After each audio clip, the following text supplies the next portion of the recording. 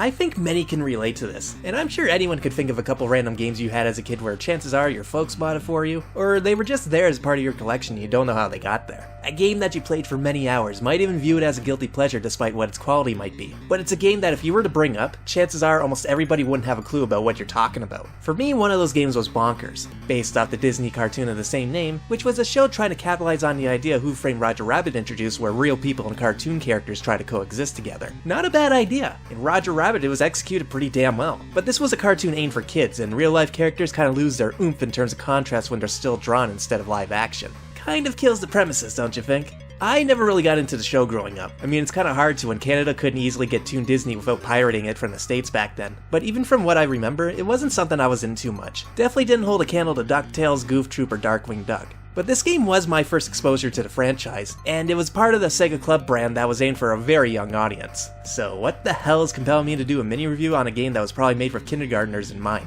Believe me, I was asking the same thing while I was writing this, and it just came down to one thing as it always tends to. I have a nostalgia for this title, and just felt like talking about it because it popped in my mind not too long ago after probably 15-20 years, so shut up. So the story goes, and yes, there is a story. There's an Officer of the Month coming up, and Bonker wants to finally show his worth and be taken seriously. So he decides to take it upon himself to nab and arrest 4 of the most dangerous toon criminals out there. So he does just that. Said there was a story, didn't say it had depth. If you were thinking that, well, I have to wonder about you then.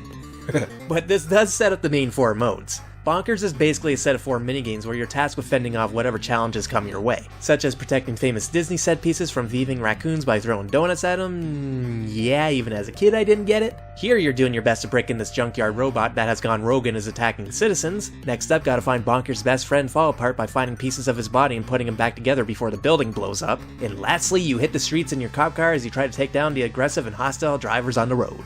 So I mean, yeah, as you can tell, these are pretty simple games. Admittedly, they are kind of fun at first. Being able to essentially deck raccoons in head while trying to skillfully keep all the art pieces safe can be kind of amusing. I always got a kick out of the later levels where they add this specific statue and if you hit him by accident, you'll end up pissing him off and you'll do everything you can to stomp your ass. Makes the mission a hell of a lot harder, but still cute in its own way. The other 3 though, I remember enjoying the most. Laying the bricks in a certain way is probably an OCD nightmare for some people, especially when this prick continuously tries to knock him off. And I mean, the driving minigame is like straight up Grand Theft Auto before that was even a thing. But I mean, yeah, whatever charm this game might have, it gets dull and pretty repetitive very quickly. And obviously this was meant for someone like me when I was between the age of 3 and 6, not a 27-year-old. But I'd be lying if I said this wasn't a guilty pleasure. I might only play a few minutes of each mode anymore, but still, it's something from my childhood. And I think we all secretly have that something that we'll come back to even though we should have outgrown it a long ass time ago. It also helps that it does get challenging on later levels. After recording, I forgot how brutal it can get sometimes, and how much some of these enemies can bombard you. But either way, the main point I wanted to make about this game is that it's fucking disturbing.